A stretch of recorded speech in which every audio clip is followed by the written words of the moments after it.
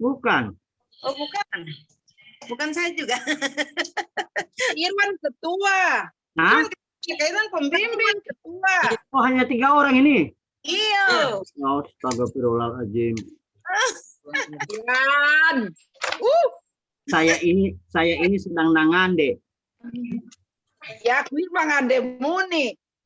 Ya, aku lihat saya di mana ini. Makanya saya tidak aktifkan ini video. Kita menonton boleh, Pak. Oke. Kalau begitu, seminar hasil penelitian skripsi atas nama Muhammad Khairul Dani Ponto, nomor stambuk B201-15115, dengan ucapan Bismillahirrahmanirrahim, saya buka. Baik. Karena sudah ada semuanya, maka saya silakan kepada Muhammad Khairul Dani untuk mempresentasikan hasil penelitian yang telah disusun dalam bentuk draft skripsi. Silakan. Ya. Bismillah. Assalamualaikum warahmatullahi wabarakatuh. Terima kasih kepada dosen pembimbing yang sudah memberikan kesempatan kepada saya untuk mengefisienkan waktu. Saya di sini ada PowerPoint. Saya akan membacakan. Jadi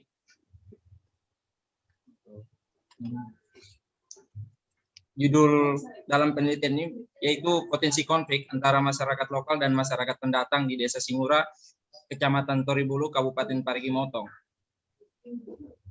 Abstrak, Muhammad Khairul Dani Ponto, B201-15115, potensi konflik antara masyarakat lokal dan masyarakat pendatang di Desa Singura, Kecamatan Toribulu, Kabupaten Parigi Motong, jurusan Sosiologi, Fakultas Ilmu Sosial dan Politik, Universitas Tadulako, dibimbing oleh Bapak Irwan Karim. Penelitian ini bertujuan untuk mengetahui bagaimana pola interaksi antara masyarakat lokal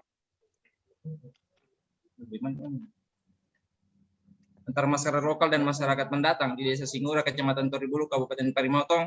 Untuk permasalahan tersebut, penelitian ini menggunakan metode kualitatif yang bersifat deskriptif dengan maksud untuk memberikan gambaran tentang objek permasalahan yang diteliti dengan teknik pengumpulan data berupa observasi, wawancara, dan dokumentasi. Untuk melengkapi tulisan serta pengambilan informan secara progresif sehingga secara teoritis dapat dipertanggungjawabkan. Lokasi penelitian bertempat di Desa Singura, Kecamatan Toribulu, Kabupaten Parigi Motong. Adapun jumlah informan dalam penelitian ini adalah sebanyak 5 orang. Berdasarkan hasil penelitian yang diperoleh bahwa pola interaksi antara masyarakat lokal dan masyarakat pendatang melahirkan suatu kerjasama, persaingan, konflik, dan akomodasi pada kehidupan bermasyarakat. Kehidupan sehari-hari antara masyarakat lokal dan masyarakat pendatang terlihat baik dan cukup harmonis. Namun, di balik itu, bahwa kecemburuan sosial semakin menguat saat masyarakat pendatang taraf ekonominya meningkat dengan menguasai banyak areal kebun dan berdagang di dalam Desa Singura. Meningkatnya taraf ekonomi tersebut, masyarakat pendatang menjadikan proses kerjasama dengan masyarakat lokal mengalami degradasi karena kepemilikan status sosial yang bersenjangan. Hal ini dapat dilihat pada beberapa dampak sosiologis dari pola interaksi yang dibangun masyarakat Desa Singura, yaitu pertama, interaksi sosial masyarakat bermuara pada hipokrit, dan kedua, menguatnya egosentris etnik masyarakat lokal dan masyarakat pendatang dalam mengelola sumber-sumber ekonomi desa. Dampak tersebut menunjukkan bahwa adanya potensi konflik di Desa Singura, namun masih berwujud konflik laten. Kata kunci interaksi potensi konflik. Latar belakang. Pada umumnya, pola kehidupan masyarakat pendatang tidak berbeda jauh dengan masyarakat lokal, yaitu berprofesi sebagai petani. Masyarakat pendatang di desa ini juga dikenal sebagai masyarakat yang memiliki etos kerja yang sangat tinggi dan sudah lama menjadi bagian dari dalam pengelolaan sumber daya alam yang berada di Desa Singura. Salah satu pemanfaatan sumber daya alam yaitu soal pemanfaatan lahan yang mayoritas saat ini menguasai adalah masyarakat pendatang. Seiring berjalannya waktu, masyarakat pendatang sering melakukan pembabatan hutan untuk dijadikan areal tanaman cabai, cengkeh, dan jagung, sehingga ini dinilai masyarakat lokal sebagai ancaman bagi mereka. Pengelolaan lahan yang tidak diatur secara baik oleh pemerintah setempat ataupun masyarakat bisa memicu konflik-konflik horizontal, menyoal perebutan lahan dan kerusakan ekologi. Selanjutnya, informasi yang penulis peroleh menyoal fakta di lapangan. Saat ini sesungguhnya konflik laten sedang berlangsung di Desa Singura. Rasa tidak saling menyukai antar etnik yang berbeda dan egosentris yang tidak terkontrol di dalam bermasyarakat. Hal ini diakibatkan adanya perebutan sumber-sumber ekonomi di dalam wilayah Desa Singura. Sementara itu, terdapat kecenderungan yang cukup kuat hadirnya sikap hipokrit pada sebagian masyarakat lokal dan pendatang dalam interaksi kesehariannya, seperti pada saat adanya pertemuan di desa atau acara-acara pernikahan. Sikap kepura-puraan dengan sebutan hipokrit antara masyarakat lokal dan masyarakat pendatang ini cukup kuat menggejala di desa ini. Berdasarkan penjelasan masalah di atas, menggambarkan kemungkinan adanya potensi konflik antara masyarakat lokal dan masyarakat pendatang di Desa Singura. Serta fenomena ini sungguh menarik untuk dikaji secara sosiologis, dan kenyataan ini membuat penulis menjadi berminat untuk melakukan penelitian di Desa Singura yang memilih judul Potensi Konflik Antara Masyarakat Lokal dan Masyarakat Pendatang di Desa Singura, Kecamatan Toribul, Kabupaten Parimotong. Rumusan masalah. Uraian pada bagian di atas merupakan alasan penulis untuk menentukan tema penelitian ini. Berangkat dari fenomena tersebut, maka masalah penelitian adalah bagaimana pola interaksi antara masyarakat lokal dan masyarakat pendatang di Desa Singura, Kecamatan Toribul, Kabupaten Parigi Motong. Ya, di sini saya menggunakan di bab 2 saya menggunakan beberapa teori dan satu konsep. Pertama, saya menggunakan teori konflik, di mana menurut Schlesinger konflik terbagi menjadi dua, yaitu konflik laten dan konflik manifest. Kemudian saya juga menggunakan teori interaksi sosial. Interaksi sosial ini di mana ada kerjasama, persaingan, konflik, dan akomodasi. Kemudian masyarakat pedesaan. Masyarakat pedesaan menurut Emil Durkheim terbagi menjadi dua. Pertama yaitu masyarakat organik dan masyarakat mekanik. Kemudian dalam pandangan salah satu tokoh sosiologi klasik, yaitu Ferdinand Tönnies, bahwa masyarakat menjadi dua, yaitu masyarakat Gemeinschaft dan masyarakat Gesellschaft. Kemudian di bab 3 jenis metode penelitian. Dalam hal ini jenis penelitian. Metode penelitian ini yaitu metode penelitian kualitatif. Penentuan informan dilakukan dengan bentuk persuasif dan jumlah informan yakni berjumlah 5 orang. Lokasi penelitian saya sendiri di Desa Singura, Kecamatan Toribul, Kabupaten Parimotong. Adapun teknik pengumpulan data yaitu pertama menggunakan telaah pustakaan, dan kedua penelitian lapangan yang terbagi menjadi 3. Yang pertama pengamatan, yang kedua wawancara, dan yang ketiga dokumentasi. Hasil dan pembahasan. Untuk menjawab perumusan masalah, tentunya di sini ada pola interaksi antara masyarakat lokal dan masyarakat pendatang di Desa Singura, Kecamatan Toribul, Kabupaten Parigi Motong.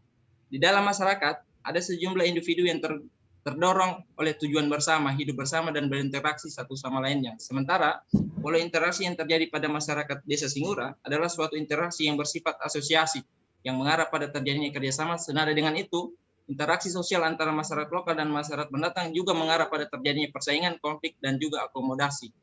Hal ini terlihat dari berbagai aktivitas sosial yang terjalin di antara dua kelompok masyarakat tersebut. Yang pertama, kerjasama masyarakat lokal dan masyarakat pendatang. Seiring berjalannya waktu, kebutuhan hidup masyarakat terus meningkat, membuat banyak masyarakat lokal terpaksa menjual tanahnya berupa lahan dan kebun kepada masyarakat pendatang, yang dimana tujuan awal masyarakat pendatang yakni merubah nasib, maka peluang untuk memiliki tanah tersebut tidak disia-siakan oleh masyarakat pendatang.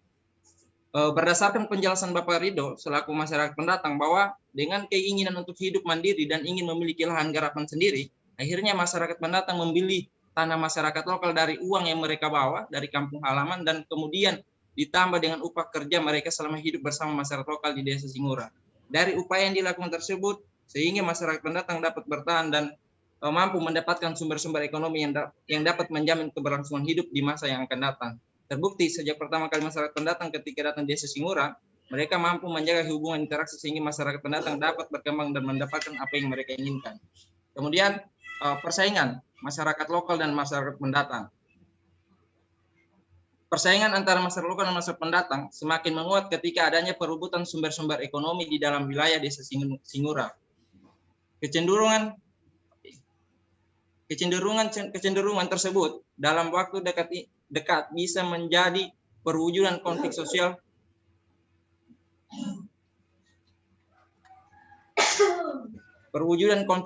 dengan mengakibatkan kerugian-kerugian yang sama sekali tidak bisa diprediksi. Jika perihal persaingan antara masyarakat lokal dan masyarakat pendatang tidak dilakukan pencegahan sejak awal, maka hampir dipastikan semua pihak akan mengalami kerugian material dan imaterial. Identifikasi masyarakat lokal dan masyarakat pendatang dalam kehidupan sehari-hari, baik pengelolaan dan perebutan sumber-sumber ekonomi desa, menjadikan persaingan tidak bisa dihindari. Jika persaingan antara masyarakat lokal dan masyarakat pendatang berlangsung tanpa bisa dibaca oleh pemerintah Desa Singura sejak awal, maka kedepannya bisa menjadi bom waktu yang sulit untuk terkendalikan. Secara sosiologis, bahwa dalam kehidupan sehari-hari, kerjasama antara masyarakat lokal dan masyarakat pendatang terlihat baik dan cukup harmonis. Namun di balik itu, sesuai pernyataan Ibu Laiha selaku masyarakat lokal, bahwa kecemburuan sosial semakin menguat saat masyarakat pendatang taraf ekonominya meningkat dengan menguasai banyak areal kebun, pengumpul cabai, dan berdagang di dalam Desa Singura.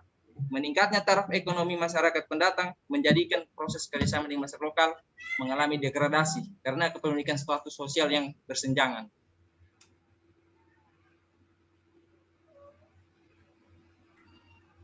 Kemudian konflik.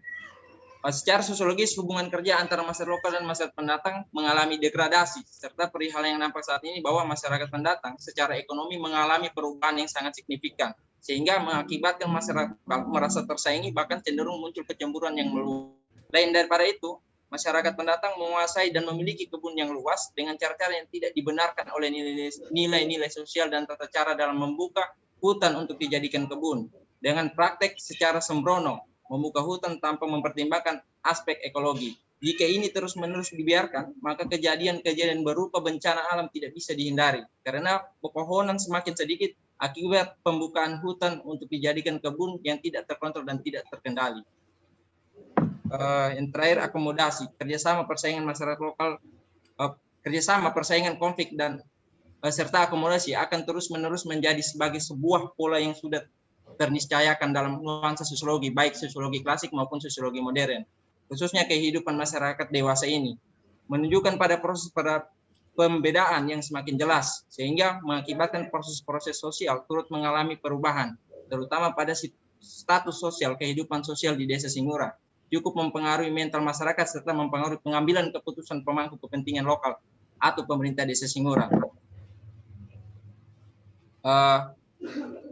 Saya menambahkan juga bahwa dalam penelitian saya, yakni interaksi sosial masyarakat bermuara pada hipokrit. Berdasarkan keterangan Bapak Bede selaku masyarakat lokal, bahwa setiap pertemuan yang diselenggarakan pemerintah Desa Singura dihadiri semua elemen masyarakat, baik masyarakat maupun masyarakat pendatang. Situasi yang terlihat biasa-biasa saja, bahkan tidak memperlihatkan adanya perdebatan serius dalam perumusan dan pengambilan keputusan di desa. Namun, situasi berubah ketika pertemuan tersebut telah bubar.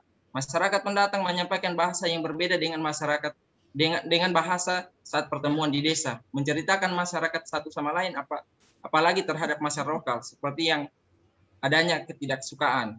Begitu apa yang dikatakan oleh Bapak Krido selaku masyarakat lokal, bahwa masyarakat pendatang memiliki keinginan besar untuk begitupun apa yang dikatakan oleh Bapak Krido selaku masyarakat pendatang sini, Pak, bahwa masyarakat pendatang memiliki keinginan besar untuk melibatkan diri dalam membangun Desa Singura, tapi keinginan tersebut buyar ketika masyarakat lokal juga sudah membentuk kelompok-kelompok sendiri saat kerja bakti dan acara-acara lain di dalam Desa Singura. Rasa segan masyarakat pendatang untuk membangun dengan sendirinya muncul, belum lagi masyarakat lokal membentuk kelompok dengan jumlah yang sangat banyak. Dan yang terakhir, ini subtema dari interaksi masyarakat yang bermuara pada hipokrit. Saya juga menambahkan subnya bahwa menguatnya egosentris etnik masyarakat lokal dan masyarakat pendatang dalam mengolah sumber-sumber ekonomi desa. Yang dimaksud dengan egosentris etnik masyarakat lokal dan masyarakat pendatang yaitu mengklasifikasikan pola interaksi sosial yang dikonstruksi oleh pemangku kebijakan di dalam desa, mengakibatkan lahirnya sikap hipokrit dan sentimen etik yang menguat sebagai bentuk dari interaksi sosial masyarakat di Singura. Egosentris etnik jika tidak dikendalikan oleh pemangku kebijakan Desa Singura bisa membahayakan semua pihak, terutama konflik sosial yang disebabkan oleh pemangku pengaruh sentimen, bahkan semua pihak, terutama konflik sosial yang disebabkan oleh pengaruh sentimen, bahkan egosentris etnik yang tidak bisa dibendung. maka pengelolaan dan perebutan sumber-sumber ekonomi desa haruslah mendapatkan perhatian khusus, bahkan secara profesional untuk dapat semungkin ego etnik hanya habis dalam hasrat dan tidak berubah menjadi konflik sosial yang berkepanjangan. Ego tersebut ditunjukkan dengan menyinggung menjual hak-hak yang sama dan adil di hadapan negara, sehingga baik masyarakat lokal maupun masyarakat pendatang memiliki hak untuk menentukan arah hidup dengan nilai-nilai umum yang sudah menjadi kesepakatan bersama. Adapun kesimpulan, pertama, keberadaan masyarakat pendatang di Singura dengan tujuan mencari kehidupan yang lebih baik menjadikan mereka mampu menguasai sumber-sumber ekonomi di dalam desa. Saat ini, hubungan antara masyarakat lokal dan masyarakat pendatang telah mengalami degradasi. Perihal yang nampak bahwa masyarakat pendatang secara ekonomi mengalami perubahan yang sangat signifikan, sehingga mengakibatkan masyarakat lokal merasa tersaingi, bahkan cenderung muncul kecemburuan sosial yang meluas. Jika ini tidak dikelola secara bijak dan arif, maka potensi konflik ini akan menjadi bom waktu yang kapan saja akan meledak menjadi konflik sosial yang berwujud kekerasan. Kemudian, bentuk pola interaksi sosial antar masyarakat lokal. Kemudian yang kedua, bentuk pola interaksi masyarakat dan masyarakat pendatang di Singura telah berlangsung cukup lama dan menimbulkan proses mengejalani sikap hipokrit atau kepura-puraan, serta menguatnya egosentris yang etnik yang jika tidak dikendalikan oleh pemangku kebijakan, dalam hal ini pemerintah desa Singura, bisa membahayakan semua pihak, terutama konflik sosial yang disebabkan oleh pengaruh sentimen di dalam pengelolaan dan perebutan sumber-sumber ekonomi di dalam desa. Hal ini harus mendapatkan perhatian khusus untuk sedapat mungkin egosentris etik hanya habis dalam dan tidak perlu menjadi konflik sosial yang berkepanjangan. Adapun saran dalam penelitian ini pertama, pemerintah desa Singura harus memberikan perhatian khusus dan secara profesional untuk mencegah dan menangani sumber-sumber ekonomi desa seperti pembukaan hutan yang diperuntukkan untuk kebun dan memperhatikan aspek-aspek ekologis. Yang kedua, perlu diadakannya kegiatan-kegiatan sosial yang melibatkan seluruh masyarakat desa Singura sebagai upaya mengikatkan kembali tali silaturahmi sehingga sifat-sifat hipokrit secara perlahan bisa ditekan. Yang ketiga, bagi peneliti selanjutnya diharapkan dapat meneruskan penelitian ini lebih lanjut untuk dapat melakukan proses pendalaman mengenai potensi konflik antara masyarakat lokal dan masyarakat pendatang di Singura, Kecamatan Terbuka, Kabupaten Patimotong. Jadi itu saja Pak. Sekian. Assalamualaikum warahmatullahi wabarakatuh. Assalamualaikum warahmatullahi wabarakatuh. Baik. Kepada Khairul, karena ini baru seminar hasil, maka bentuk-bentuk pembahasan itu biasanya dalam tradisi kita banyak diberikan sebagai masukan untuk memperbaiki substansi dan teknis penulisan skripsi ini nanti sebelum diajukan di dalam sidang ujian skripsi. Dan sebagaimana di dalam keputusan dekan bahwa sebagai pembahas utama adalah Ibu Dr. Nisbah Jafar, MSI. Silakan. Baik. Terima kasih kepada Ketua Tim Penguji, Dr. Andes Irwan Karim, MSI. Yang saya hormati juga Ibu Dr. Anda Rita Safitri, MSI, yang berkesempatan pada hari ini menjadi tim penguji untuk mahasiswa atas nama Muhammad Hairul Dani Ponto. Saya langsung ke Dani Ponto, Hairul Dani Ponto. Hairul Dani.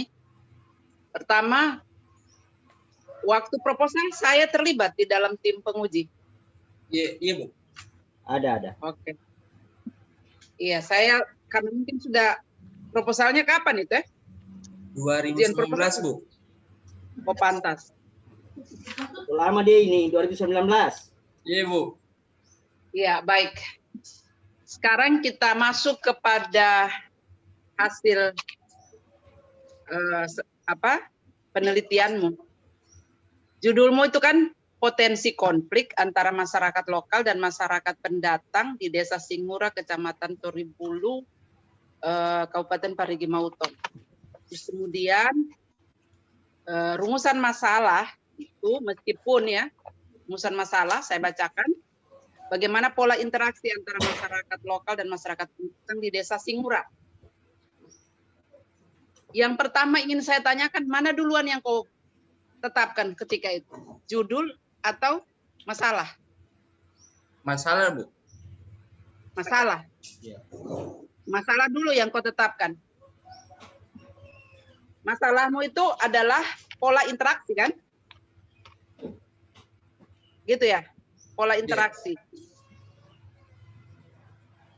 Pertanyaan saya berikut, karena ini seminar hasil, pola interaksi itu mengarah kepada potensi konflik. Iya. Ini kan waktu proposal sudah ada masalah, sudah ada judul, kan? Judul waktu proposal begini, kan? Iya, Bu. Potensi konflik. Iya. Masalah pada saat proposal adalah pola interaksi. Iya. Apakah pola interaksi yang kau lihat atau yang kau teliti pada masyarakat lokal dan masyarakat pendatang itu akan mengarah pada adanya potensi konflik? Jangan lupa bahwa konflik, kajian konflik, dan pola interaksi itu dua hal yang berbeda. Pendekatannya dua hal yang berbeda. Pola interaksi itu biasa lebih banyak kepada pendekatan fungsionalisme sistem. Tapi saya ingin dengar penjelasannya kau. Karena ini kan dimulai dari asumsi, toh. Judulmu itu bisa jadi asumsi. Karena ada yang kurang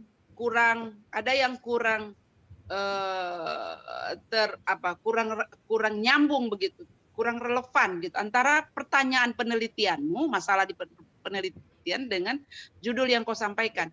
Makanya saya tanya, apakah pola interaksi itu selalu mengarah kepada pola interaksi masyarakat lokal dengan masyarakat pendatang, selalu mengarah pada munculnya potensi konflik? Coba. Ya, Bu, kan rumusan masalah aku bagaimana pola interaksi antar masyarakat lokal dan masyarakat pendatang. Sementara di pola interaksi ini ada kerjasama, ada persaingan, ada konflik, dan ada akomodasi. Dari apa yang saya dapatkan di lapangan, dari beberapa poin tadi, baik dari mulai kerjasama hingga muncul persaingan muncul diakibatkan dari masyarakat pendatang ingin menguasai ingin melakukan pembebatan hutan untuk dijadikan areal tanaman kebun, sehingga muncullah persaingan ini dalam perebutan ekonomi desa di Desa Singura. Sudah. Sekarang saya tanya begini, sebenarnya masih dalam perspektif yang tadi ya. Saya mau tanya begini, apakah kerjasama, persaingan, akomodasi itu adalah pola interaksi? Bentuk. Iya, Bu. Iya. Iya. Bisa kau tunjukkan sama saya teorinya mana? Bahwa itu adalah pola interaksi? Kau kan pakai teori konflik saja di sini, kan? Ada teori-teori interaksi yang menunjukkan bagaimana pola itu.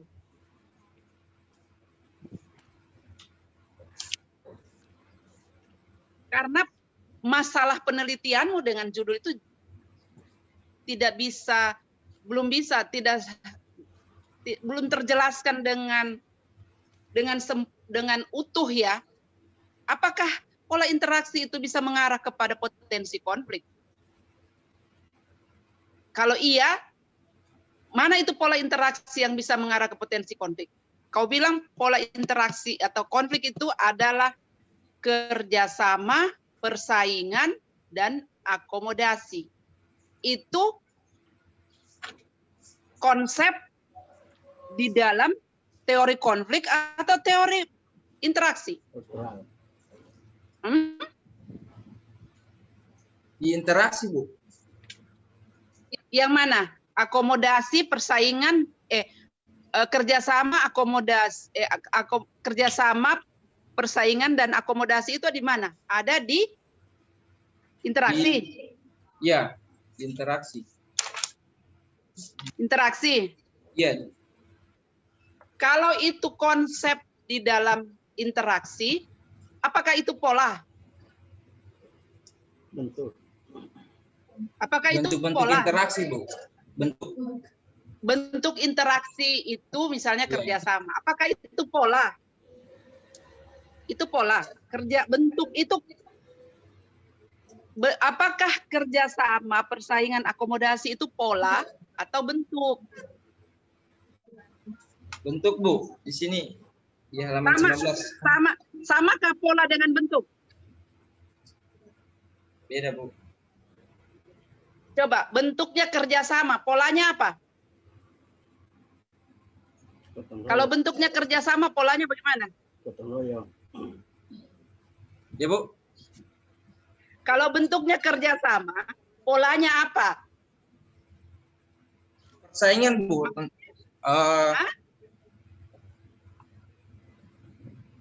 Terkait dengan perebutan sumber-sumber ekonomi, Bu. Saya tanya kau, tadi bentuknya kerjasama ya. Pola kerjasama itu apa? Kalau dia bentuknya kerjasama, polanya apa?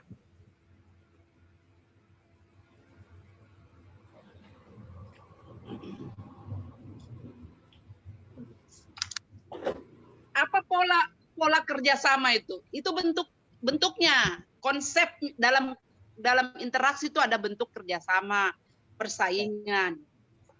Bukan itu polanya. Polanya itu apa? Itu yang kan pertanyaan penelitianmu pola, bukan bentuk. Makanya saya mau pastikan apakah itu akan mengarah kepada konflik? Belum tentu. Dalam asumsi saya ya belum tentu. Karena kau bertanya soal pola. Polanya itu kerjasama, persaingan, akomodasi. Sekarang bentuk kerjasama. Apa polanya? Polanya, Bu, bentuk kerjasama ini kalau dari apa yang saya dapatkan di lapangan sesuai penjelasan informan, masyarakat lokal, masyarakat pendatang ini awalnya dalam pola pembangunan masjid. Jadi itu bentuk kerjasamanya yang pertama. Itu bentuk kerjasama. Terus yang dihasilkan adalah pembangunan masjid. Tapi polanya, saya kasih contoh begini, Dani. Hairul Dani. Bentuk rok, supaya sederhana. Bentuk jas yang kau pakai, itu bentuk pakaian. Tapi di dalam polanya, berbeda kalau kita bikin rok dengan membuat jas atau bikin dress dengan bikin baju pasang. Itu polanya beda. Kalau rok tidak ada lengannya, polanya itu tidak ada lengan. Nah, kalau kerjasama itu apa polanya? Bentuk kerjasama. Itu pasti ada di dalam masyarakat sana. Jadi yang saya tanya pola itu yang muncul pada masyarakat itu. Kan itu yang kau teliti. Kemudian, jika pola itu ada, kan kau bilang tadi ada kerjasama. Kerjasamanya apa? Bentuknya kerjasama apa? Pasti punya pola itu. Pola itu sesuatu yang konsisten. Kalau itu ada polanya, maaf Dani ya, Hairudan. Yeah. Kalau ada, itu kemudian akan memperlihatkan, akan menampilkan ada potensi konflik atau tidak. Pada bentuk kerjasama saja ya. Pada bentuk kerjasama, belum saya bicara pada bentuk persaingan, belum pada akomodasi. Kalau kita pakai konsep umum, kerjasama itu apa? Polanya, saling membantu misalnya polanya, saling bantu-membantu melakukan kegiatan, melakukan misalnya kalau ada pesta gitu kan, saling bantu-membantu. Ada pola yang mereka punya yang secara khas begitu yang dimiliki oleh masyarakat dalam kerjasama. Belum lagi kalau saya tanya kau yang kau maksud dengan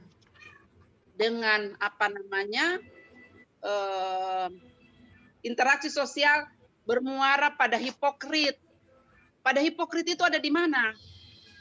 Apakah itu bisa disebut sebagai pola?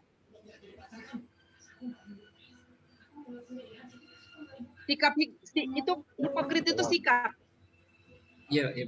Sebenarnya dalam sosiologi tidak terlalu lazim itu hipokrit digunakan. Ada kesadaran semu. Pada teori konfliknya Marx itu kan ada kesadaran semu. Alienasi, orang tercerabut dari kesadarannya. Tapi saya tidak mau giring kau ke sana. Saya mau tanya saja dari pertanyaan penelitianmu, ada pola interaksi. Sekarang pola interaksi itu bentuknya 1, kerjasama. 2, persaingan. 3, akomodasi. Apa polanya kerjasama itu? Tentu pola kerjasama berbeda dengan pola yang ada di bentuk persaingan. Terus, yang kau gambarkan di penelitianmu itu lebih kepada persaingan di dalam usaha ekonomi. Mungkin ada hasil apa dalam sektor pertanian misalnya. Tidak tergambar sektor-sektor yang lain. Usaha apa masalah-masalah nilai sosial tadi yang kau bilang itu tidak terlalu muncul.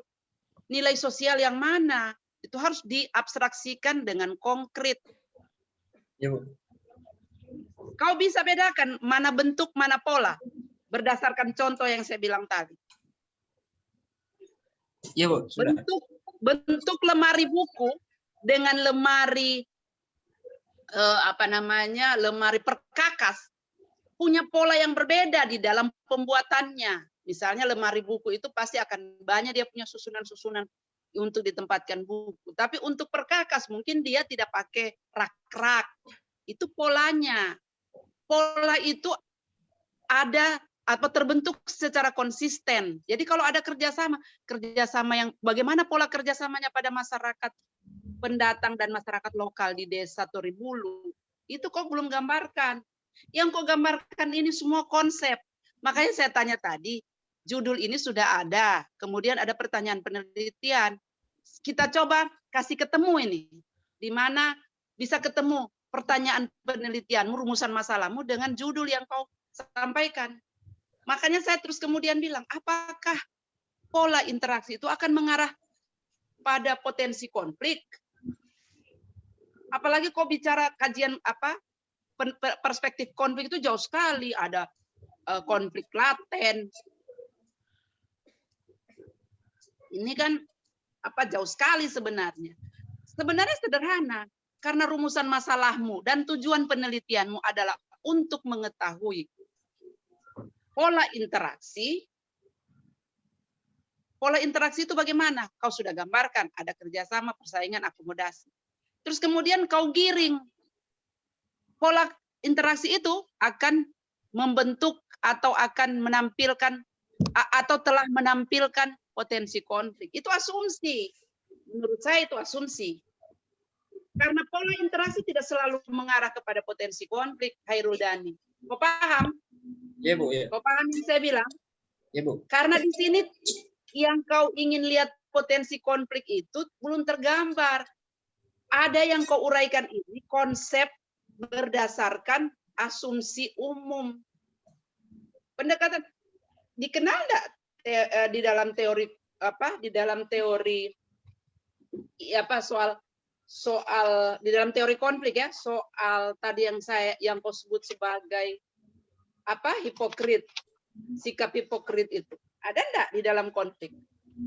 Di dalam konflik itu kan setahu saya cuma ada kesadaran semu. Tapi apakah itu menggambarkan sebuah situasi yang terbangun karena interaksi? Kan tidak. Kalau dalam konflik lebih banyak biasa faktor yang menyebabkan terjadinya konflik itu karena faktor-faktor ekonomi.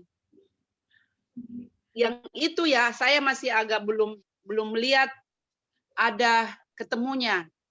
Di abstrak kok tidak jelaskan rumusan masalahnya langsung pada tujuan penelitian. Mestinya di abstrak itu dibuat susunannya rumusan masalah, tujuan, metode, kemudian hasil dan pembahasan. Saya sudah lihat semua ini, saya sudah baca di dalam pembahasanmu hasil ya. Hanya itu satu pertanyaan saya. Bisa enggak kau jelaskan bahwa pola interaksi, karena itu kau punya rumusan masalah, pola interaksi itu akan mengarah kepada potensi konflik. Kalau asumsi ini kita pindahkan kepada realitas sosial kelompok masyarakat yang lain, tidak selalu dia bisa menjadi potensi konflik. Dia lebih cenderung kepada bentuk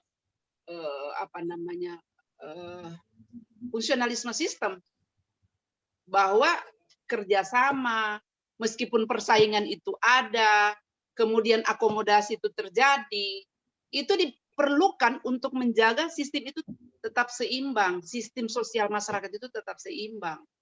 Itu dibutuhkan oleh sistem sosial. Jadi tidak selalu mengarah ke konflik. Nah, sekarang membuktikan bahwa pola interaksi yang kau pertanyakan di dalam masalah itu apa benar membentuk potensi konflik. Saya belum yakin soal itu karena itu tidak terjelaskan secara baik di dalam pembahasanmu. Saya kira itu yang saya penting untuk pertanyakan, karena kalau itu dijelaskan dengan baik, runut, maka antara pertanyaan penelitian dan judul, ketika orang baca, oh ini dia bicara tentang pola interaksi. Isinya berarti ini. Saya tidak mau bahas lagi tentang konfliknya. Saya karena terpakunya kepada rumusan masalah, penelitian, pertanyaan penelitian, maka saya mau coba tarik ini, pola interaksi ini ke potensi konflik. Tapi apa yang kau gambarkan itu belum tentu konflik. Saya sudah melihat ada konflik laten yang ada di dalam masyarakat itu.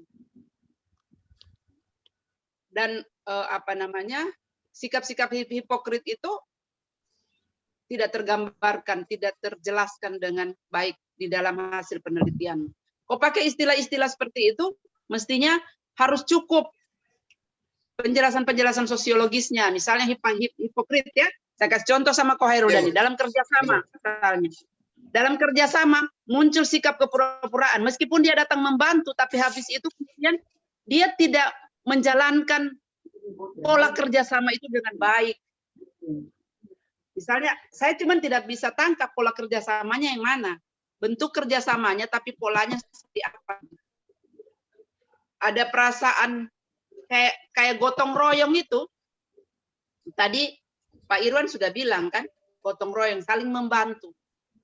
Itu pola kerjasama. Dalam pola gotong royong itu ada spontanitas. Itu polanya semua, itu bagian yang membentuk pola. Ada spontanitas, rasa terpanggil. Bukan karena alasan-alasan ekonomi. Jadi, saya kasih contoh, misalnya pada masyarakat minoritas yang berada pada masyarakat mayoritas. Misalnya, pola kerjasamanya, kalau masyarakat mayoritas itu muslim misalnya, terus minoritasnya non-muslim, dia akan membantu kepentingan-kepentingan atau bantuan, dia akan memberikan bantuan kepada masyarakat non-muslim mayoritas. Misalnya dia membantu kalau ada kebutuhan-kebutuhan rumah ibadah misalnya. Itu secara konsisten dia lakukan. Tanpa ada motif. Karena gotong royong ini misalnya tidak punya motif ekonomi. Jadi saya kira begitu ya. Saya tidak dapat penjelasanmu. Saya kira begitu.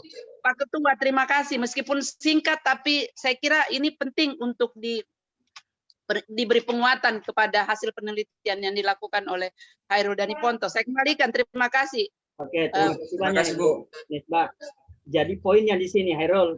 Ya, Pak. Poinnya antara penjelasan sosiologis tentang bentuk dan pola.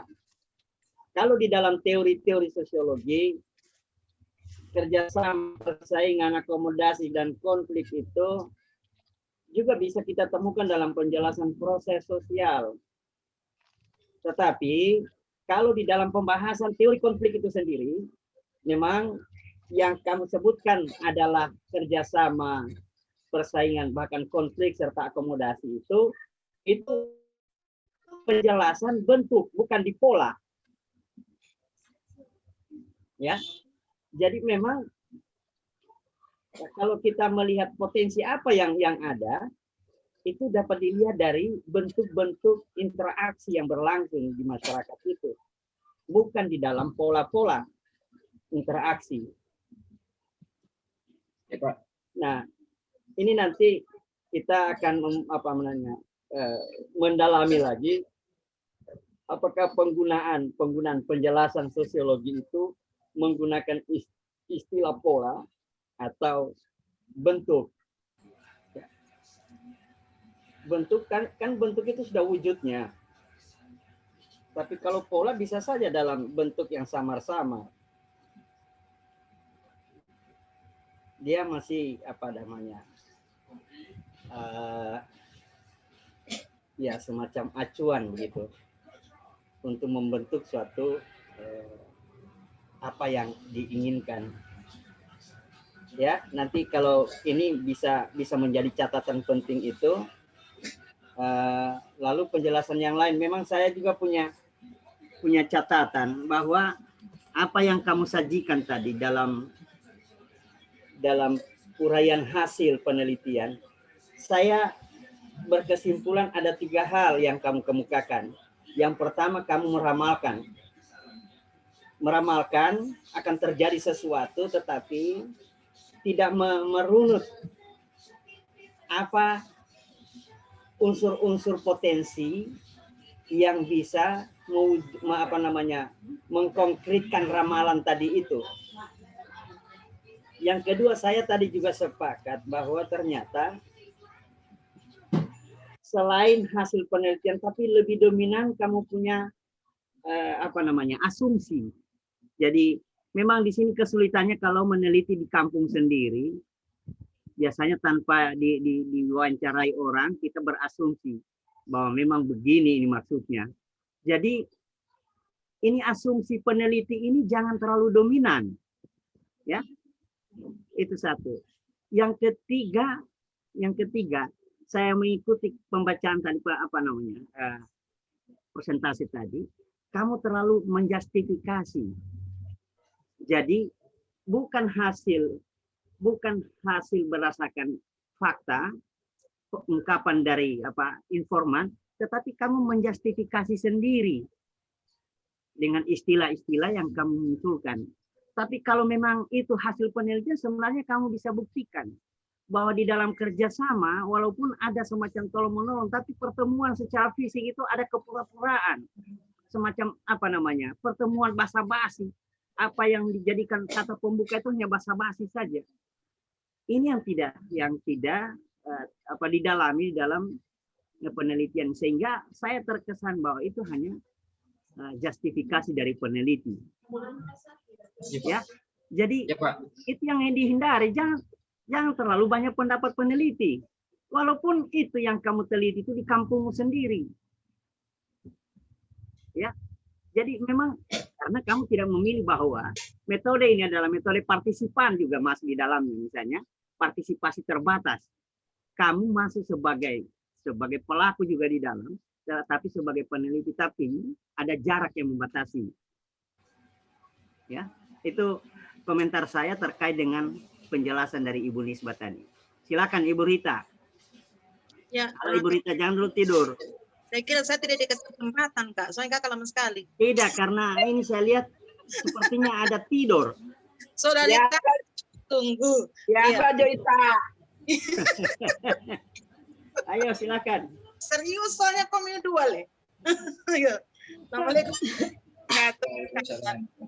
Yang terhormat Ibu Nisbah, Kak Irwan. Jadi saya juga pertama lihat judul dengan apa yang isinya juga seperti gambaran tadi ya. Ibu membayangkan Hairul, kau membicarakan tentang sumber potensi konflik ya. Kemudian kau punya abstraksi, kau membahas tentang konflik laten. Konflik laten itu apa?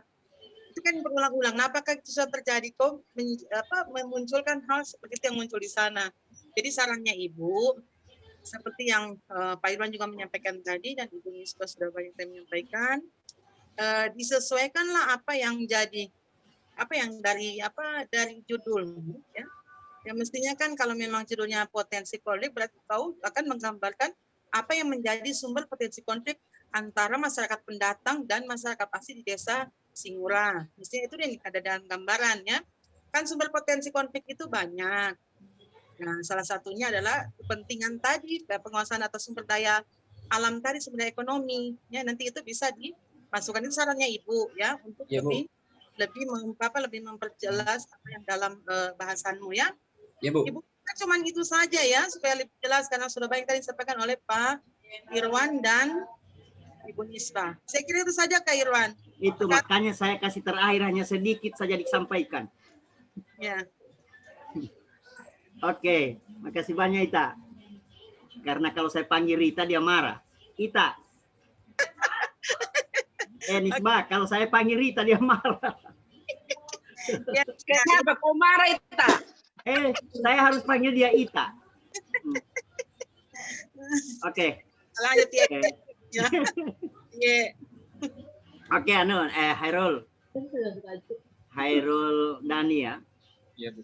Pak. Kamu ini masuk dalam kategori kalau dua kelompok pendatang dan masyarakat lokal. Kamu masuk lokal atau pendatang? Saya peneliti, Pak. Ya, kan kamu tinggal di Sangura itu juga. Ya. Di Singura. Kalau kamu misalnya masuk di dalam kelompok mana kamu? Selain peneliti, kamu berdomisili sebagai KTP-mu KTP apa? Singura, Pak. Singura. Kamu Ya. masuk kategori pendatang atau masyarakat lokal? Lokal. Ya. Lokal, Pak. Lokal. Nah, kalau Ponto itu kan dari utara. Tahu juga itu, Pak. Ponto, saya kenal ada teman saya Ponto, Rusman Ponto. Itu dari utara. Apa tidak Fam Ponto itu? Kalau dari nenek sendiri pernah Pak, jadi kepala kampung di sana waktu. Iya, kepala Kalau itu kampung. cuma itu yang saya tahu, Pak. Kalau sejarahnya. Iya, kamu menggunakan Fam kan, Ponto. Ya. Yang saya tahu Ponto itu dari Sulawesi Utara. Dari mana? Bola Mangondo kah atau apa? Nah, ini dia tidak tahu riwayat nenek moyangnya ini. Baik, ini sebenarnya menarik. Hanya memang penjelasan kamu di dalam hasil penelitian itu tidak tuntas. Kenapa tidak tuntas? Karena didominasi oleh tadi itu. Kamu meramalkan akan terjadi begini, tetapi runtunan faktor yang mengkondisikan itu akan terjadi itu yang tidak lengkap, ya. Yang tidak, bahkan terkesan hanya sekedar saja kamu narasikan seperti itu. Apalagi fokusnya ini hanya itu dia. Ya. Jangan dulu dibuka. Iya. Dia lebih fokus pada persoalan ekonomi. Padahal ini persoalan adalah persoalan sosial lebih dominan. Ya, Pak. Ya, itu satu. Yang kedua, yang saya pertegas lagi, coba kau buka kembali kau punya tulisan itu. Itu pendapat penulis itu lebih banyak, lebih dominan. Asumsi-asumsi penulis. Ya. Jangan terlalu cepat berkesimpulan di uraian. Di bab 4. Ini kan bukan hasil penelitian. Yang ditunjukkan dalam penelitian itu adalah fakta. Fakta sosial. Bukan asumsi. Ya. Kecuali ada hasil-hasil penelitian, ada pernyataan dari informan, ini nanti akan terjadi begini. Nah, ini pernyataannya, muat pernyataan itu. Oke, begitu. Hairul ya. Iya, Pak. Nanti ya kita dalami itu. Nah, apakah masalah pertanyaan penelitian itu akan diganti pola menjadi bentuk? Nanti kembali saya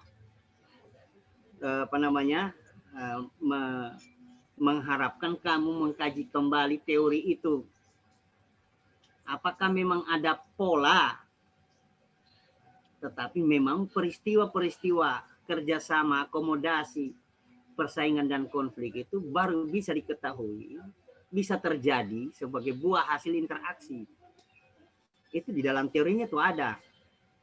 Buat pernyataan teori seperti itu, cari itu teori itu sebagai sumber rujukan. Ya, Harold? Ya, iya Pak. Oke. Dengan demikian, saya ingin minta pernyataan kamu, karena ini ada yang bagian-bagian yang harus dilengkapi dan diperbaiki, ya. Maka atau bila perlu barangkali akan turun ke lapangan kembali kalau mau untuk memperbaiki, sehingga mengurangi tadi porsi dari ramalan kamu, porsi dari asumsi kamu, dan porsi dari justifikasi kamu terhadap penelitian itu berapa lama? Karena ini harus dibuat